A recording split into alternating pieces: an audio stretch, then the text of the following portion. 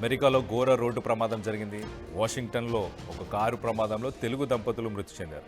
ఇటు మృతులు కొటికెలపూడి కృష్ణ కిషోర్, ఆశాగా గుర్తింపు చేశారు ఇప్పటిదాకా. సో ప్రమాదంలో ఇటు కిషోర్ కొడుకు, కూతురు వీళ్ళిద్దరికీ కూడా తీవ్ర గాయాలయ్యాయి. ఇటు కృష్ణ కిషోర్ స్వస్థలం పశ్చిమ గోదావరి జిల్లా పాలకొల్లు. అమెరికాలో 10 ఏళ్లుగా సాఫ్ట్వేర్ ఇంజనీర్గా పనిచేస్తున్నాడు ఇటు కృష్ణ కిషోర్. 10 రోజుల క్రితమే ఇటు పాలకొల్లుకు వచ్చి దాని తర్వాత తన ఫ్యామిలీని తీసుకొని అమెరికాకు వెళ్ళినట్టు తెలుస్తుంది. అమెరికాలో ఇటు వాషింగ్టన్ ఎయిర్పోర్ట్కి వెళ్తుండగా ఈ యాక్సిడెంట్ జరిగినట్టు తెలుస్తుంది. రాంగ్ రూట్లో వచ్చిన ఒక కారు ఢీ కొట్టడంతో ఈ ప్రమాదం జరిగింది.